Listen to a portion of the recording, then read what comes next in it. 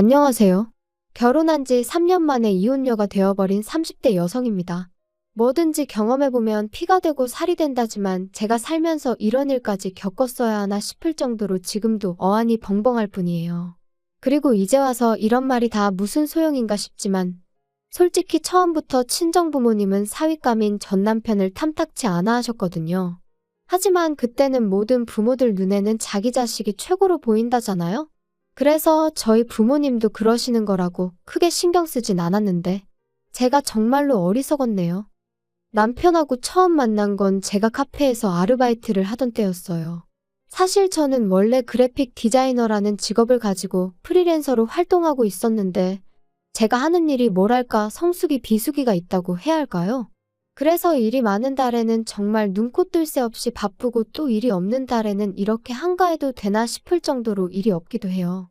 그리고 그렇게 시간이 많이 남을 때면 친한 친구가 하는 카페에 가서 말은 아르바이트라고 하지만 일도 도와주고 대신 커피에 대해서 배우기도 하고 그러며 시간을 보냈죠. 참고로 커피를 배워놓는 건 사람 사는 게 어떻게 달라질지 모르잖아요. 그래서 나름대로 제2의 직업 겸 노후 준비 겸 그렇게 겸사겸사 배워놓는 거라 크게 힘들진 않았네요.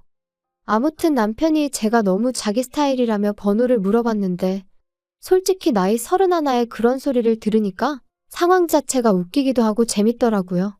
그리고 남편도 나이가 꽤나 있어 보여서 저 나이에 여자한테 번호나 물어보고 다니나 싶은 게 황당하기도 했죠. 그런데 나중에 친구가 하는 말이 카페에 종종 오는 손님인데 한 번도 그러는 걸 본 적이 없다며 카페에서 커피 마시면서 책 좀 읽다 가는 게 전부라고 그냥 한번 만나나 보란 식으로 말을 하대요.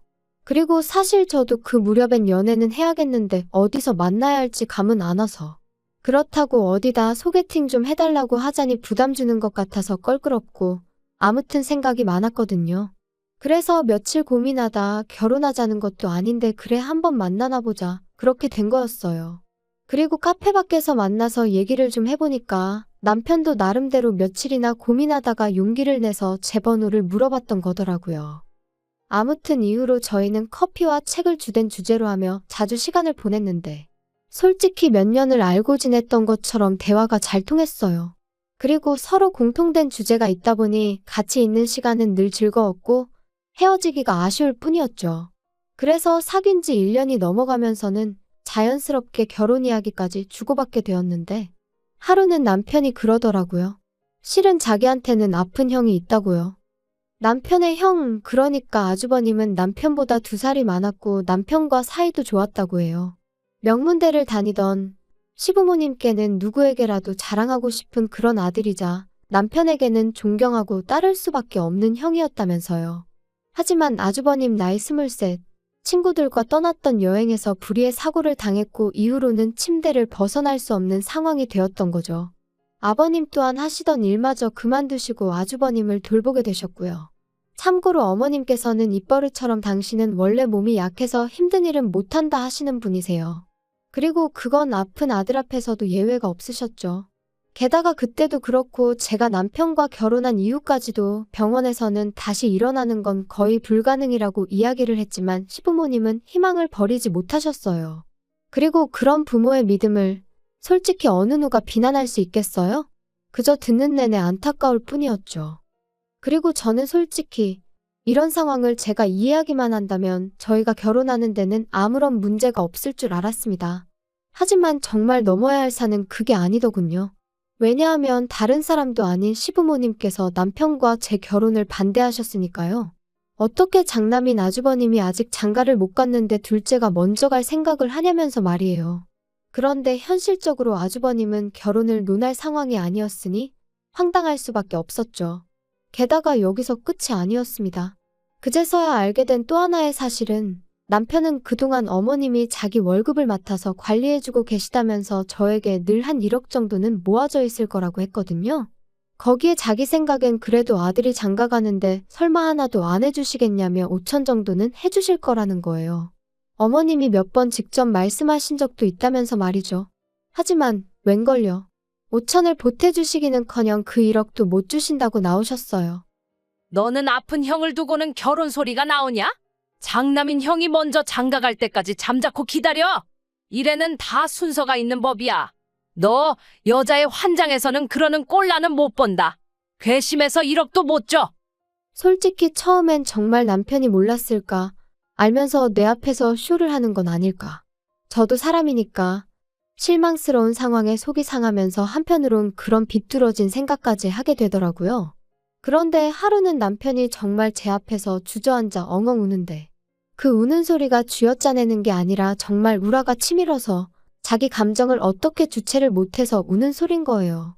그리고 그런 모습까지 보고 나니까 남편이 그냥 너무 불쌍했던 거죠. 그래서 제가 어떻게든 책임져 줘야겠다. 어머님 아버님으로부터 구해와야겠다는. 지금 생각하면 진짜 오지랖도 그런 오지랖이 없는데 그런 다짐을 했다니까요. 그래서 결국 결혼까지 밀어붙였어요. 남편도 저한테 너무 고맙다면서 자기는 이제 가족은 저 하나뿐이다 생각하고 살겠다 뭐 그런 소리까지 해댔고요. 사실 저희 친정이라고 경제적으로 얼마나 넉넉한 건 아니었습니다. 하지만 그래도 저나 친정 부모님이나 도움은 못 줄 망정 서로 부담은 주지 말자는 주의였거든요. 그러니 저는 처음부터 친정에 손을 벌릴 생각도 없었고 친정 부모님도 도와주지 못해 미안하다 하셨지만 서운할 것도 없었죠. 그리고 참고로 저는 모아둔 돈도 8천 정도 있었고 비록 8평의 작은 오피스텔이지만 제 소유의 집도 있었어요. 그래서 남편한테 그냥 몸만 오라고 대신 앞으로 당신 월급 관리는 내가 하겠다 했더니 그러라고 하더라고요. 결혼식을 올린 이후로 솔직히 시댁과 금전적인 거래는 아무것도 하지 않고 싶은 마음이 굴뚝 같았는데 남편이 그래도 누워만 계시는 아주버님은 솔직히 자기한테 뭘 잘못한 것도 아니고 그래서 아주버님 병원비라도 얼마 보태드린다는 마음으로 얼마는 보내드렸으면 하는 눈치더라고요. 그리고 그런 남편의 마음까지 제가 이래라 저래라 할 일은 아닌 것 같아서 남편의 의견을 따라주기로 했네요. 매달 30만 원씩 보내드리기로요. 그런데 이 일로 다시 한번 시부모님께서 난리가 나셨습니다. 지 형 알기를 우습게 알아서 장가도 지멋대로 먼저 가버리더니 이제 지 부모고 형이고 눈에 뵈는 게 없어서 돈이냐고 꼴랑 30만 원을 보내냐? 거지한테 적선하는 것도 아니고 이게 경우냐? 한편 그래도 또 시간은 흘러 저희가 결혼한 지 어느덧 8개월이 지나가던 때였어요. 이때는 이미 왕래랄 것도 없었고 그저 명절이나 생일처럼 그냥 넘어가기 어려운 날에만 시댁에 가 밥 한 끼 먹고 오는 게 전부였지요. 참고로 음식은 다 제가 해갔고 용돈도 챙겨드렸습니다. 한 번도 고맙다 수고했다 소리는 못 들었지만요. 그리고 그날은 아버님 생신이라서 미역국에 갈비 잡채에 오로지 남편 기 살려주겠다는 생각으로 양손에 바리바리 싸들고 시댁을 찾았어요. 이건 짜네 이건 다네 불평불만을 반찬 삼아 입으로 들어가는지 코로 들어가는지도 모르겠는 식사를 하던 때였습니다. 어머님께서 갑자기 기도원 이야기를 꺼내시더라고요. 아는 분이 그 기도원 원장인데 엄청 유명한 사람이라면서 환자들이 그 기도원 원장하고 눈만 마주치면 온몸의 병이 싹 다 낫는다고 하더라나요? 그러자 남편이 그게 말이 되냐면서 어머님한테 핀잔을 줬어요. 그거 다 사기라고 누가 그런 소리를 하더냐며 말이죠. 하지만 어머님께선 네가 만나봤냐고 너는 뭣도 모르면서 왜 재수없게 그런 소리를 하느냐며 화를 내셨습니다. 뭣도 모르는 놈이 나서기는. 니들이 데려가달라고 해도 나는 니들은 안 데려가. 괘씸해 죽겠어. 우리 셋이서만 갈 거니까 그런 줄이나 알아. 어머님, 그런데 혹시 비싸지는 않나요? 잘 알아보신 건지. 혹시 위치가 어디예요? 근처에 병원은 있어요? 그래야 아주버님이 혹시나 상태가 안 좋아지시면 바로 병원으로 옮길 수 있지 않을까요? 너는 왜 생각을 안 하냐? 가서 원장님하고 눈만 마주치면 병이 싹 다 낫는다는데 병원을 왜 가? 병원이 왜 필요하겠냐? 나는 너랑 말 몇 마디만 하면 답답해서 짜증이 나. 그런데 문제는 집에 돌아와서 남편과 함께 찾아보니 기도원 입소 비용이 자그만치 2억이었어요. 그리고 저희 시부모님한테 그런 큰돈이 있을 것 같진 않았거든요. 남편은 결혼할 때 자기 돈 1억도 안 주더니 2억짜리 기도원에 간다는 게 말이 되냐며 분통을 터뜨렸습니다. 당장이라도 쫓아가서 다 뒤집어 엎고 싶다며 분을 삭히지 못했죠. 하지만 제가 말씀만 그렇게 하셨지 비용은 모르고 계신 거 아니겠냐. 안 가실 수도 있으니까 일단은 지켜보자며 남편을 달랬어요. 그런데 차라리 쫓아가게 내버려뒀어야 했던 건지. 그 대화가 오가고 2달도 안 돼서 어머님이 정말 아버님 아주버님과 함께 기도원에 들어가셨거든요. 그래서 설마 하는 마음으로 어머님 댁 등기부등본을 확인했더니 그나마 어떻게 보면 어머님 아버님의 전 재산이라고 할 수 있는 그 아파트 한 채를 파셨더라고요. 보다 못한 제가 결국 남편을 설득해 남편과 같이 기도원에 찾아갔어요. 그리고는 저희를 안 보겠다 하시는 어머님을 붙들고는 집을 파시면 어떡하냐 물었습니다. 기도원에서 나오시면 어디서 지내시려고 이러시냐고. 그리고 그때 제 마음은 어머님이 후회한다 도와달라 그렇게만 말씀해 주시면 수단과 방법을 가리지 않고 정말 대로변에 드러누워 시위를 하는 한이 있더라도 시부모님의 전 재산 어떻게든 찾아드리려고 했어요. 정말 이를 갈고 작정을 하고 갔거든요. 그런데 어머님 말씀이 우리 잘난 장남은 이제 곧 다 나사서 멀쩡해질 거다. 그러면 저 잘난 머리로 돈 벌어오는 건 일도 아니야. 둘째 너가 주는 그 잘난 30만 원 다 필요 없다. 너도 네 형이 얼마나 잘나고 똑똑한지 알지? 나는 걱정은 요만큼도 안 된다. 그러니까 쓸데없는 소리 하지 말고 와서 기도하는데 방해 좀 하지 마라. 부정 타면 재수 없다고. 그런 어머님한테 저희가 무슨 말을 더 할 수 있었겠어요. 그래서 그때 처음으로 남편한테 제가 나는 시부모님한테 정말 두 손 두 발 다 들었다. 이제 나한테 아무것도 바라지 말라 했습니다. 그랬더니 남편도 자기도 질릴 대로 질려버렸다면서 알겠다고 하대요. 그래서 전 정말이지 남편이 제 노력을 알아주고 있다고 믿었고 우리의 뜻이 같다고 확신했었는데 황당하게도 기도원에 들어갔던 세 사람은 1년 만에 기도원에서 쫓겨나듯 나왔습니다. 알고 보니 기도원 입소 비용은 1년마다 새로 내야 하는 거였는데 시부모님 형편에 또 한 번 2억을 만든다는 건 어림없는 일이었으니까요. 그런데 저를 더 황당하게 한 건 남편이 시부모님 지내실 전셋집이라도 구해드려야 할 것 같은데 이를 어쩌면 좋겠냐고 저를 떠보더라고요. 어이가 없어서 제가 우리한테 그럴 돈이 어딨겠냐 했어요. 그랬더니 한다는 말이 이제껏 자기 월급을 제가 관리하지 않았냐면서 자기 돈이 좀 모이지 않았냐는데 겨우 2년이었거든요. 그리고 제가 무슨 은행도 아니고 남편 돈 따로 저축하고 제 돈 따로 저축하고 그렇게 모은 게 아니었으니 남편이 하는 말이 기도 안 찰 뿐이었죠. 그런데 남편은 급기야 저더러 이러면 어머님이랑 저랑 다를 게 없네 어쩌네 하면서 자기 돈을 돌려달라 뭐 그런 식으로 나오더라고요. 기도 안 차서 정말이지. 그렇다고 남편이 월급을 얼마나 많이 가져다 줬냐 하면 그것도 아니었어요. 그래서 치사하고 더럽다며 2년치로 1,500 줘버렸네요. 그리고는 앞으로 월급도 당신이 관리하고 대신 생활비나 반반 따박따박 내놓으라 했죠. 원래는 아주버님 요양원비만큼은 어느 정도 저희 생활비에서 부담하려고 했는데 그런 마음도 싹 다 사라져서 당신이 다 내라고 했고요. 아무리 남편이라지만 재수 없고 정 떨어지는 게 이런 건가 싶더라니까요. 그리고 요양원에 들어간 아주버님이 7개월 만에 세상을 떠났습니다. 급성폐렴이었죠. 솔직히 슬픈 것과는 별개로 후회한다던가 제가 더 잘해드렸어야 하는 데와 같은 아쉬움이랄지 그런 건 별로 느끼지 못했는데 그도 그럴 것이 대화가 불가능한 상황이었으니 제가 뭘 하고 말고 할 게 없었으니까요. 하지만 시부모님과 남편은 슬픔을 주체하지 못하는 눈치였고 특히나 어머님은 아주버님이 세상을 떠나게 된 이유를 어째서인지 저한테서 찾으려고 하셨습니다. 이게 다 며느리인 제가 남편의 월급을 한마디로 돈줄을 쥐고서는 조종을 한 탓에 남편이 예전처럼 넉넉히 경제적으로 지원해주지도 않았고 그러니 차도가 없어서 기도원에도 가게 된 거고 기도원에 가서 돈을 잃게 된 것도 그러니 저 때문인 거고 요양원도 저 때문에 더 좋은 데로 보내지 못했다면서 전부 다 제 책임이라고 이게 다 반대하는데도 결혼하겠다고든 저 때문이라고요. 그리고는 결정타로 하신 말씀이 그러니 이제 제가 시부모님을 모시고 살아야 된답니다. 오갈 데도 없고 살아갈 이유도 못 느끼겠다며 저더러 당신들 남은 인생을 책임지라나요? 말도 안 되고 기도 안 차서 억지 좀 쓰지 마시라고 그랬어요. 그리고 저는 이때까지도 남편이 저와 한마음 한뜻일 거라 생각했거든요. 그래서 남편더러 말이 되는 말씀을 하셔야지. 어머니 아버님 도대체 왜 저러시냐 나 정말 미치겠다.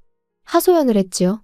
그런데 남편이 예전과는 다른 표정을 하고는 저를 보면서 오로지 형 하나 낳길 바라는 마음으로 사시던 분들이니 지금 마음이 어떠시겠냐며 저더러 무조건 싫다 하지 말고 이해를 해보려고 노력을 좀 해보라나요? 어이도 없고 황당해서 내가 뭘 어떻게 이해하냐 했어요. 아주버님 돌아가신 건 정말 슬프지만 왜 다 나 때문이라고 하냐고.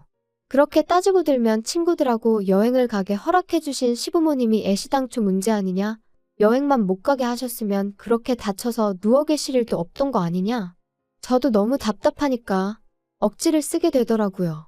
그런데 그때 벼랑간 눈이 번쩍 하더니 한쪽 뺨이 뜨겁게 열이 올랐어요. 네, 남편이 저를 때렸죠. 어이가 없어서 지금 나 친 거냐니까. 제가 말이 너무 심해서 자기도 모르게 손이 나갔다는데 그 길로 제 핸드폰이랑 차키만 챙겨서 먼저 차 끌고 집에 왔습니다. 그리고 대략 2시간쯤 흘렀을까 남편이 왔어요. 잠깐 열어주지 말까 하다가 이웃들한테 패기치는 것도 아닌 것 같아서 여차하면 경찰을 부르겠다는 마음으로 문을 열었죠. 다행히 남편은 현관에서부터 정말 미안하다며 저한테 싹싹 빌긴 했지만 처음이 어렵지 2번, 3번이야 뭐. 그래도 일단은 뭐라고 짓거리는지 드러나보자는 마음으로 남편을 가만히 쳐다봤습니다. 그러자 남편이 자기야, 내가 곰곰이 생각을 해봤거든? 그런데 생각해봐. 이게 자기 일이라면 자긴 어떻게 하겠어? 하나뿐인 처남이 억울하게 다쳐서 10년 가까이 누워만 있다가 세상을 떠났다고. 그리고 장인 장모님이 삶에 대한 의지를 놓으신다면 자기도 힘들지 않겠어? 아마 해주지 못한 것들만 생각나고 미안하지 않겠냐고. 내가 딱 그런 마음이야. 형한테 하나라도 더 해줄 걸, 같이 좀 더 시간을 보낼 걸. 어이가 없어서 남편을 쳐다봤어요. 그런데 남편은 자기가 하는 말이 저한테 씨가 먹힌다고 생각한 건지 아주 자아도취를 해서는 계속해서 헛소리를 이어갔습니다. 자기가 나 좀 도와주라. 우리 부모님 당분간만 여기 와서 같이 지내시게 해줘. 우리는 어차피 출퇴근하고 집에서 잠만 자니까 거실 쓰고 부모님한테 방 쓰시라고 하면 되잖아. 내가 부모님한테 자기 힘들게 하면 안 된다고 신신당부할게. 응? 말이 되는 소리를 해. 지금 둘이 사는 것도 빠듯한데 어떻게 8평짜리 집에서 넷이 살자는 거야? 그리고 시부모님을 당분간 모시자니 당분간이 얼마나를 말하는 건데. 설령 일주일이라도 불편해? 절대 안 돼. 진짜 너무한 거 아니야? 나 자기가 월급 통장 달라고 해서 그거 다 줬었고 자기가 어떻게 관리하는지 한 번도 간섭한 적 없어. 마음 같아선 50만 원씩 드리고 싶었던 것도 30만 원 드린다 했을 때 서운했지만 말 안 했고. 너 진짜 가지가지 한다. 우리 친정부모님은 10만 원씩 드린 거 기억 안 나? 그리고 그나마도 시부모님 전세자금 해드린다고 다 가져갔잖아. 진짜 쓸데없는 소리 한 번만 더 해봐. 나 안 참아. 안 참으면 뭐 어쩔 건데. 됐어. 내가 내일 모시고 올 테니 그냥 그런 줄 알아. 내가 너한테 허락 구하자는 거야? 이 집이 네 거야? 부부가 같이 사는 우리 집이지? 그러니까 네 뜻대로만 하는 건 억지야. 이제 보니 정말 피는 못 속이는구나. 법적으로 내 집이거든? 그러지 말고 그냥 이혼해. 네가 혼자 나가서 시부모님 모시고 살아. 그렇게 모시고 싶어서 뭐 하나라도 더 해드리고 싶어서 지금 사리분별이 안 되나 본데. 나도 지쳤어. 그냥 제발 나가. 이쯤에서 다 그만두자고. 뭐? 지금 이혼이라도 하자는 거야? 그리고 저는 결국 친정아버지와 남동생에게 전화해 집으로 와달라고 했어요. 제가 살면서 아버지나 동생에게 그런 부탁을 한 적은 단 한 번도 없었기에 두 사람 다 바로 거절 않고 오겠다 해주었고요. 그러자 남편도 쫄았는지 저더러 치사한 애어쩌네 해댔고 저는 그렇게 도망가려는 남편을 붙들고 늘어졌습니다. 친정아버지랑 동생 앞에서 이혼한다 소리를 확실히 들어야겠단 마음이었거든요. 그렇게 한 1시간 정도 실랑이를 했나 친정아버지가 먼저 도착하셨어요. 그리고 얼마 지나지 않아 동생도 모습을 보였죠. 두 사람 다 험악한 표정으로 어떻게 된 거냐 자초지종을 묻길래 남편이 나랑 상의도 없이 시부모님을 모셔오려고 한다. 시부모님은 내가 아주버님을 죽였다는 식으로 몰아가신다. 나 때문에 이 집안에 불행이 닥쳤다는 악담을 해대는데 어떻게 같이 사냐. 게다가 나 뺨도 맞았다. 그리고 제가 맞았다는 소리에 말릴 새도 없이 남동생 주먹이 남편 얼굴에 내리꽂혔습니다. 네가 뭔데 내 누나한테 손을 대냐고요. 이후로도 계속 남편을 두들겨 패려는 남동생을 저랑 아버지가 정말 간신히 말렸어요. 그리고 결국 남편과 저는 이혼했습니다. 제가 협의 이혼을 해주지 않으면 그때는 이혼 소송을 할 거고 그러면 어떻게든 위자료까지 받아내겠다고 찾아보니 당신 월급을 내가 가압류할 방법도 있겠더라고. 솔직히 그 과정이 쉽지는 않다고 했지만 변호사에게 들은 내용 중 좀 먹힐 만한 것만 남편에게 며칠이고 쏘아댔거든요. 그랬더니 남편이 지레 겁먹고 협의 이혼 해주더라고요. 혹시나 숙려기간에 어디서 뭘 듣고 와서 마음을 바꿔먹을까 어찌나 불안하던지 정말 시한폭탄이 따로 없다 싶었죠. 그리고 마침내 완전히 남남이 되었을 때 저는 제 오피스텔을 팔고 지금의 집으로 이사를 했어요. 대출을 좀 받았지만 이제는 오피스텔 아니고 아파트예요. 전 남편의 흔적이 남아있을 법한 건 다 버리고 온 덕분에 새 기분 새 출발한 느낌이 물씬 나고요. 남편 소식이야 어디서 들을 때도 마땅치 않아 잘은 모르지만 어머님이 언젠가 한번 하소연 겸 저한테 욕하시려고 연락을 해오신 적이 있거든요. 그때 언뜻 말씀하시길 저 때문에 셋이서 부대끼며 산다고 저더러 어쩜 끝까지 그렇게 이기적이냐 욕을 하셨는데 처음부터 그렇게 복작복작하게 지내고 싶으셨던 거 아닌가요? 저한테 고마워하실 줄 알았는데 아무튼 이제 남편이 돈 벌어서 시부모님 잘 모시고 살았으면 좋겠습니다. 시부모님도 이제 평생 아들이 벌어다주는 돈 쓰고 사실 생각에 얼마나 행복하시겠어요. 한번 알콩달콩 잘 살아봐.